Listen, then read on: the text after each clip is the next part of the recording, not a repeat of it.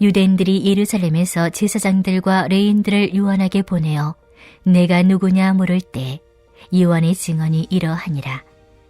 요한이 드러내어 말하고 숨기지 아니하니 드러내어 하는 말이 나는 그리스도가 아니라 한데, 또 묻되 그러면 누구냐? 내가 엘리야냐 이르되 나는 아니라. 또 묻되 내가 그 선지자냐 대답하되 아니라. 또 말하되 누구냐? 우리를 보낸 이들에게 대답하게 하라. 너는 내게 대하여 무엇이라 하느냐 이르되 나는 선지자 이사야의 말과 같이 주의 길을 곧게 하라고 광야에서 외치는 자의 소리로라 하니라. 그들은 바리새인들이 보낸 자라. 또 물어 이르되 내가 만일 그리스도도 아니요 엘리야도 아니요 그 선지자도 아닐진데 어찌하여 세례를 베푸느냐? 요한이 대답하되 나는 물로 세례를 베풀거니와 너희 가운데 너희가 알지 못하는 한 사람이 섰으니 곧 내 뒤에 오시는 그이라. 나는 그의 신발끈을 풀기도 감당하지 못하겠노라 하더라. 이 일은 요한이 세례 베풀던 곳 요단강 건너편 베다니에서 일어난 일이니라. 할렐루야. 우리 하나님의 그 새롭게 하시고 또 충만케 하시는 은혜가 올 한 해 여러분들과 함께 하시기를 주님의 이름으로 축원합니다. 앞서서 어제까지 묵상했던 1장 1절에서 18절은 요한복음 전체의 서론이었지요. 말씀이 육신이 되신 하나님에 대해서 소개하고 있었습니다. 이제 오늘부터의 본문은 예수 그리스도에 대한 세례 요한의 증언을 나타내고 있습니다. 세례 요한의 사명은 예수 그리스도를 명확하게 증거하는 것이었고, 그는 예수님을 세상 죄를 지고 가는 하나님의 어린 양이라고 소개함으로써 자신이 하나님으로부터 받은 그 증인의 본분을, 사명을 다하고 있는 것입니다. 유대 지도자들은 날로 인기를 더해가는 이 세례 요한을 조사하기 위해서 제사장들과 레위인들로 이루어진 대표단을 그에게 보내게 되죠. 오늘 19절 말씀에 보면 유대인들이 예루살렘에서 제사장들과 레위인들을 요한에게 보내어 네가 누구냐라고 물었다고 말씀하고 있습니다. 유대교에서 제사장이 되기 위한 유일한 자격은 혈통입니다.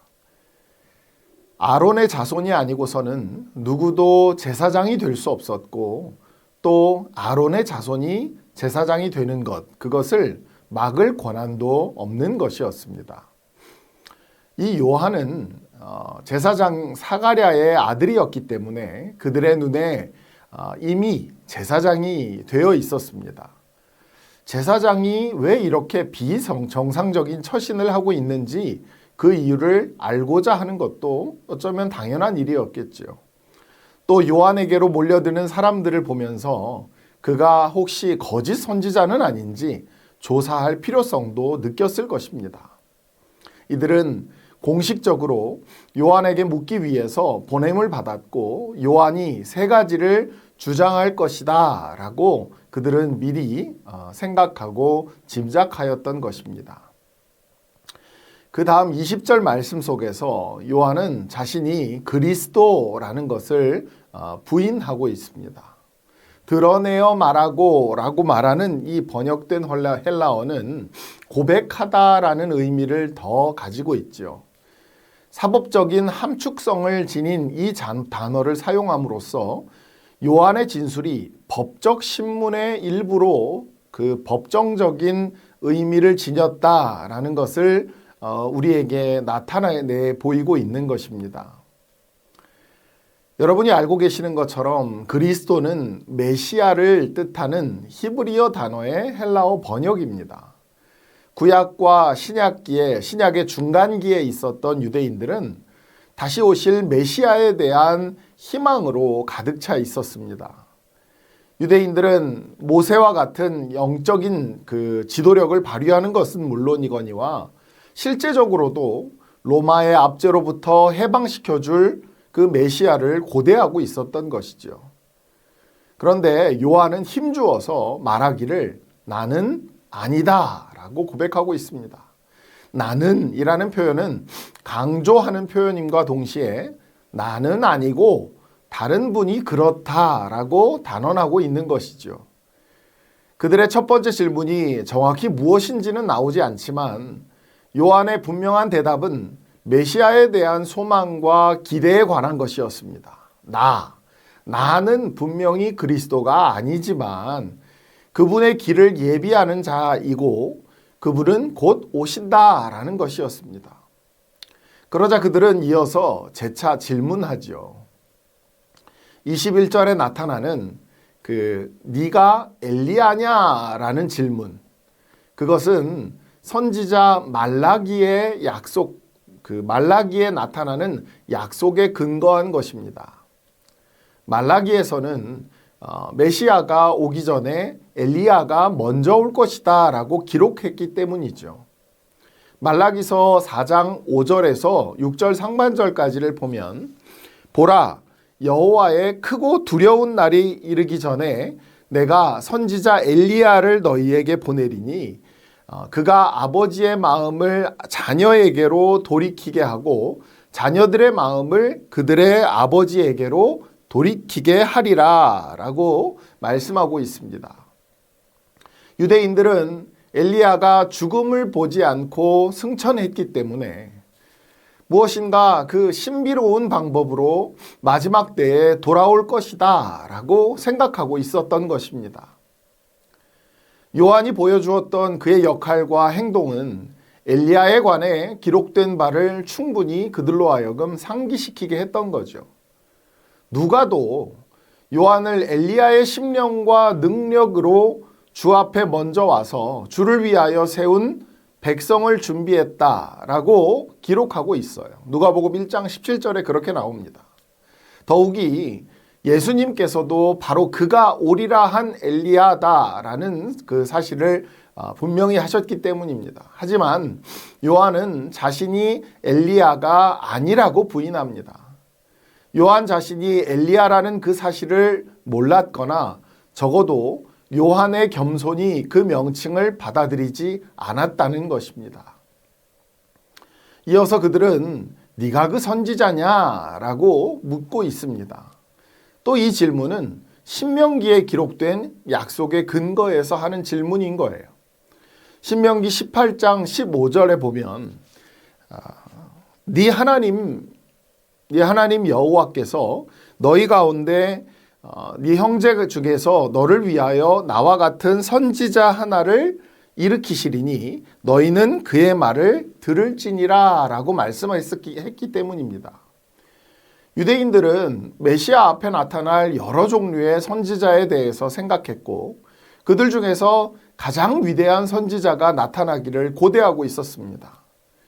그러나 요한은 다시 한번 자신은 그 선지자가 아니다라고 부인합니다.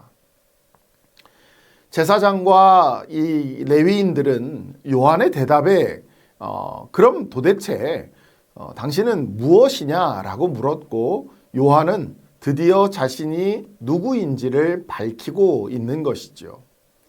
오늘 말씀 22절 이하의 말씀을 보면 제사장과 레위인들은 요한이 특별한 신분을 주장하기를 그들이 바라고 있었던 거예요. 그러나 요한은 자신의 역할에 대해 만족하고 있었고 해야 할 사명을 분명하게 인식했습니다. 요한은 예수님의 사역에 있어서 자신이 맡은 역할을 밝히기 위해 이사야서에 나오는 그 말씀을 인용하고 있습니다. 자신은 사람들에게 주의 오실 길을 예비하라고 외치는 소리에 지나지 않다는 것입니다. 이사야 선지자의 이 말은 바벨론 포로에서 돌아오는 그 이스라엘 백성들을 위해서 천사가 할 역할에 대해 묘사한 말씀이죠. 요한은 바로 이것이 자신의 역할이다라고 말씀하고 있습니다. 그의 할 일은 예수님께서 오셔서 복음을 전할 때 사람들이 그 복음을 잘 받아들일 수 있도록 마음밭을 준비시키는 것이었어요. 말씀이신 하나님과 예수님의 사역을 알리는 소리. 요한은 자신을 일컬어서 나는 이 소리에 불과하다라고 말하고 있는 것입니다. 그러자 이들 중 바리새인에 속한 일부가 또 다른 질문을 합니다. 그것이 오늘 25절에 나오는 말씀인데요. 네가 만일 그리스도도 아니요 엘리야도 아니요 또 그 선지자도 아닐진데 그러면 어찌하여 세례를 베푸느냐라고 질문하는 것입니다. 복음서에서 바리새인들은 늘 경계하며 의심하는 예수님의 대적된 존재들이죠. 바리새인들은 율법의 상세한 부분까지 지키는 데에 아주 세심한 주의를 기울였던 사람들입니다. 이들은 요한의 활동이 종교적인 의미에서 어떤 의미를 가지는지 관심을 기울이고 있었고 특히 세례를 베푸는 일이 어떤 정당성을 가지고 있는지 관심을 깊게 가지고 있었습니다. 그가 메시아나 엘리야 혹은 어떤 선지자라면 세례를 베풀 수도 있었을 것이다. 그러나 왜 요한이 세례를 베풀어야 했는가? 그리고 그의 세례가 왜 이스라엘 백성을 향한 것이었는가라는 문제였던 것이죠. 당시 세례는 다른 신앙에서 돌아온 개종자를 위한 것이었습니다.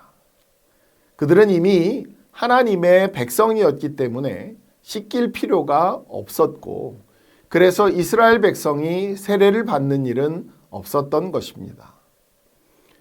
요한은 이방인들이 받아야 할 세례를 이스라엘 백성에게 베풀고 있었고, 선택받은 백성도 정결해져야 한다고 생각했던 것입니다. 하지만 요한은 직접적으로 그들의 질문에 대해 대답했던 것은 아닙니다. 오히려 자신의 세례 사역을 이 예수님과의 연관성에서 설명하면서 지금 자신의 위치를 확인시켜주고 있는 것입니다. 우리는 이미 다른 복음서를 알고 있기 때문에 이제 물 세례에서 더 위대한 종류의 세례, 즉 성령 세례와 대조를 이루리라고 생각할 수 있죠. 하지만 요한은 물 세례와 성령 세례의 비교가 아니라 자기 자신과 그분을 비교하고 있습니다. 예수님의 위대하심에 비추어 볼 때 세례라고 하는 그 주제는 아무것도 아닌 것이죠. 세례의 역할을 약화시키고자 함이 아니라 예수님의 사역이라는 그 큰 틀에서 바라볼 때 이미 그분 안에 속한 것이고, 세례 자체가 목적이 아니다 하는 것을 밝히고 있는 것입니다. 요한은 예수님을 너무나 위대한 인물로 묘사하였기 때문에 그분을 정말 우리와는 비교할 수 없는 그런 인물로 나타내고 있었기 때문에 그분과 비교할 때 자신은 아무것도 아니라는 점을 강조하고 있었던 것이죠. 자신은 앞으로 오실 그분을 위해서는 심지어 신발끈을 푸는 종의 일도 감당할 자격이 없는 자다라고 말합니다. 예수님께서 요한을 이태껏 태어난 사람 중에서 가장 위대한 사람이다라고 그렇게 불러주셨죠. 그렇지만 요한은 예수님과 비교되고 있는 자신의 존재를 누구보다 잘 알고 있었습니다. 감히 요한과 비교하자면 우리는 그보다 훨씬 더 자격 없는 존재라는 사실을 기억하며 겸손한 자세로 바울의 고백처럼 지극히 작은 자보다 더 작은 자세로 살아가야 하는 것인 줄 믿으시기를 바랍니다. 오늘 하루의 삶을 여러분 살아가실 때 낮은 존재로, 더 적고 더 좁은 존재로 자신을 인식하며 그렇게 낮은 자의 자세로 살아가시는 저와 여러분의 하루날이 되시기를 주님의 이름으로 축원합니다. 우리 말씀을 의지해서 오늘 기도할 수 있기를 원합니다. 하루를 살아갈수록 더 낮아지고 더 죽어질 수 있기를 소원합니다. 감히 주님의 그 신발끈도 풀 수 없는 내가 주의 위대하심을 말하고 나의 낮음을 고백하는 그런 자리에 설 수 있도록 우리 같이 합심으로 기도하기를 원합니다. 두 번째는 올 한 해 성전 건축을 위해서 마음 모아 기도할 수 있기를 원합니다. 이 새로운 한 해에 하나님의 기쁨과 감사가 주춧돌이 되어서 새로운 생명을 구원하고 다음 세대를 살게 하는 성전이 지어질 수 있도록, 이를 위해 건축 심의의 과정이 순적하게 이루어질 수 있도록 하나님께서 친히 악한 세력의 방해를 금하시고 주의 크신 오른손으로 이끌어 달라고 우리 같이 기도하시겠습니다.